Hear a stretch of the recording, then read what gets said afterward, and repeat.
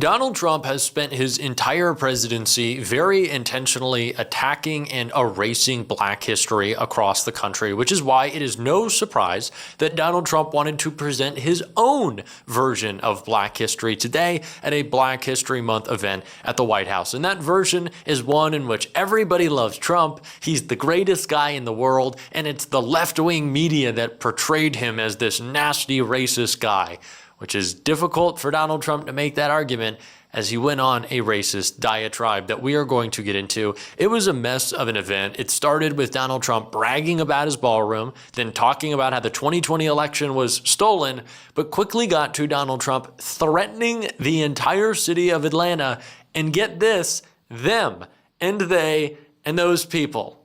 It wasn't great. Need a little help. You need help in Atlanta. He just said, you're right, Atlanta, we could take care of Atlanta. I'll tell you what, you ought to get them to call me. We could take care of Atlanta so fast.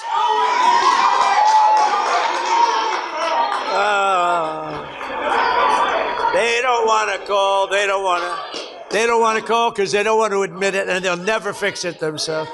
Don't forget, we move people out. We don't just go in and, be tough guys. We move people out. We take career criminals and we get them out. We bring them back to the country from where they came.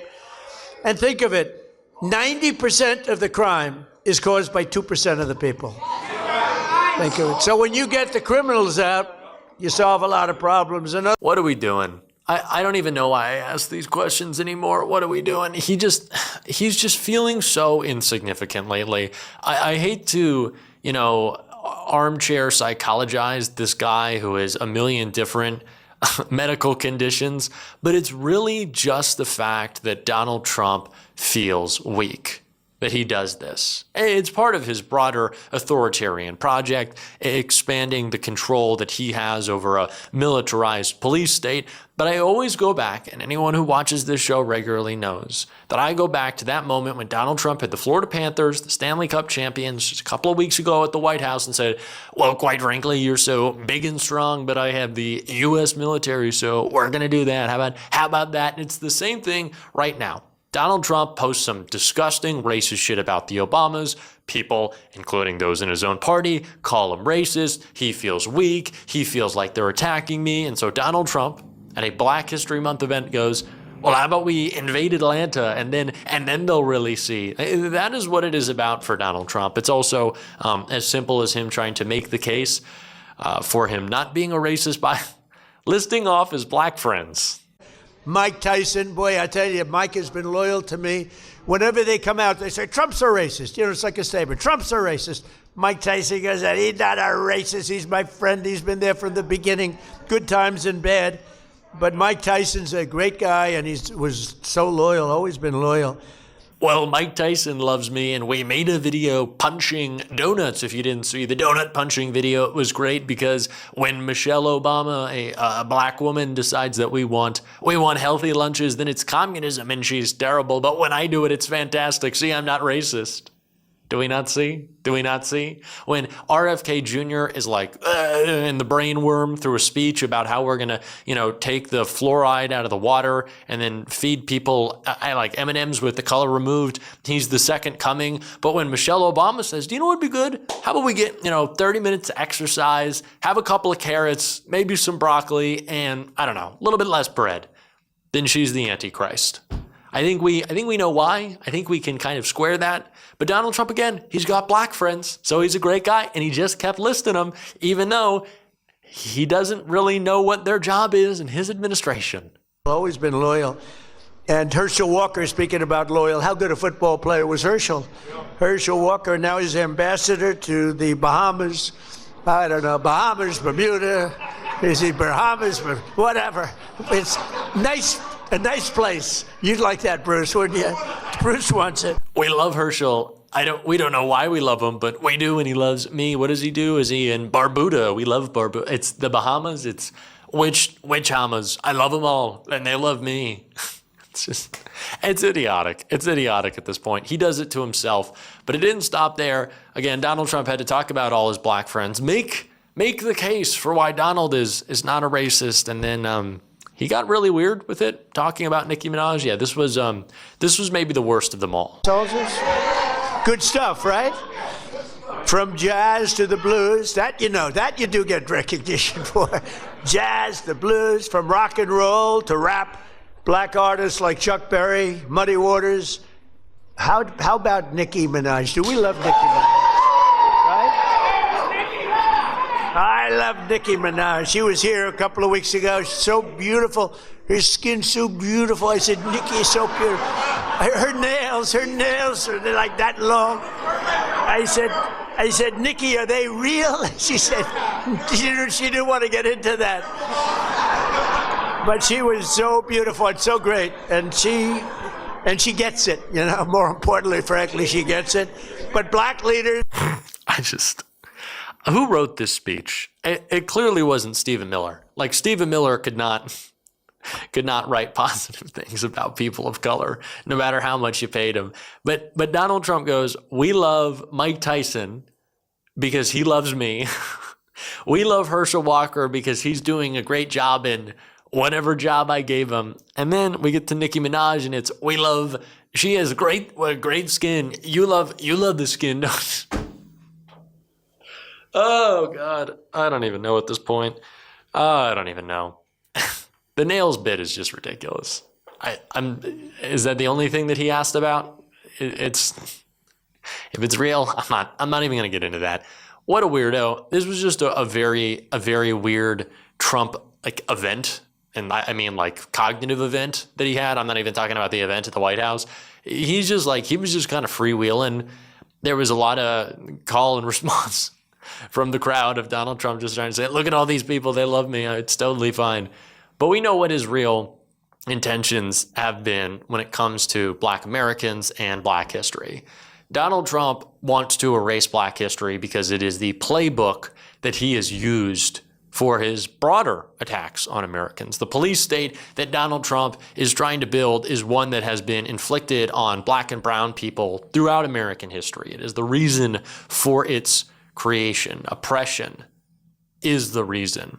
And so when you have people who say, I couldn't have imagined all that we've seen from the secret police violating people's rights, banging down their doors, killing them in the streets, we should look to Black history. Because I don't want to say it gives us the keys, but it certainly gives us the answers and the leaders who championed civil rights and won fights against tyrannical governments seeking to oppress them in the United States. Because they were tyrannical and authoritarian to Black Americans. So that's why Donald Trump has worked so hard to attack this history. But he is losing in that attack. And that is something we should certainly celebrate this month.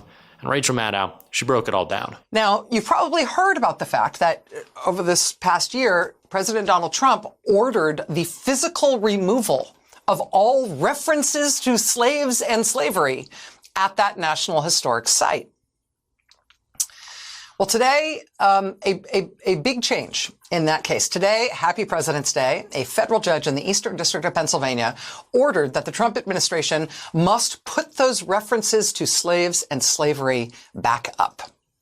The judge in the case is a Republican appointee from the George W. Bush administration, and she starts her remarkable ruling today with a quote from 1984 from George Orwell. She then says, quote, as if the Ministry of Truth in George Orwell's 1984 now existed with its motto, ignorance is strength. This court is now asked to determine whether the federal government has the power it claims to dissemble and disassemble historic truths when it has some domain over historical facts. It does not. Honestly, this is your President's Day present this year, this ruling. Let me give you a little bit more from it. The President's House, meaning that site in Philadelphia, represents the city of Philadelphia fulfilling an obligation to tell the truth, the whole complicated truth. Removal of the crucial interpretive materials there strips that site of that truth and deprives the public of educational opportunities designed to be free and accessible. The abrupt elimination of historically significant educational material at the site is like pulling pages out of a history book with a razor. Each person who visits the president's house in Philadelphia and does not learn of the realities of founding-era slavery receives a false account of this country's history. Worse yet, the judge says, worse yet, the potential of having the exhibits replaced by an alternative script, a plausible assumption at this time, would be an even more permanent rejection of the site's historical integrity. It would be, quote, irreparable. The city has met its burden to establish irreparable harm. The defendants, the Trump administration, for their part, raise only one argument for why an injunction in this case would be inequitable. They argue that there's a public interest in upholding the federal government's right to convey its preferred speech. Restoration of the president's house in Philadelphia does not infringe upon the government's free speech, nor is the government prevented from conveying whatever message it wants to send by wiping away the history of the greatest founding father's management of persons he held in bondage.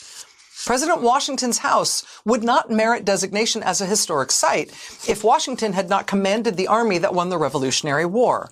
His presence presiding over the Constitutional Convention graced it with the gravitas and spirit necessary to the creation of our government's foundational document. Washington's restraint and modesty radiated strength and wisdom that defines the ideal chief executive to this day. The government can convey a different message without restraint elsewhere if it so pleases, but it cannot do so to the president's house. Not until it follows the law and consults with the city. The motion for preliminary injunction will be granted. Donald Trump wants us stupider. He certainly wants us to be more hateful. That is his goal. That is ultimately what helps him more than anything in achieving his authoritarian aims. This is a man who is a trickster. He is a fraud. He is a liar. And he needs a very dumb audience to continue to succeed. That is what Donald Trump is ultimately after. A dumber audience that he can keep surveillance over. So much of the administration's actions have to do with those things. Muddying the waters on what is true or not, whether it be the Epstein files or economic data, at the same time as they want to track and pick and choose what we do and do not get to see. So they want the world that we exist in to be one that we question, sometimes when we should. They don't want us to. But when we shouldn't question the world, they want us to. They want us uncertain, they want us angry, they want us turned against each other. And other times, they just want to make sure that they can keep a nice watchful eye. And that is an incredibly scary reality, one that we got to fight back against, one that we got to call out. We are certainly going to on this show. If you want to support that, as always, you can hit that subscribe button, leave a like on this video. If you stuck around to the end, drop a blue heart in the comments. Keep on fighting, y'all. Don't let them silence you. Until next time, I'll see you soon.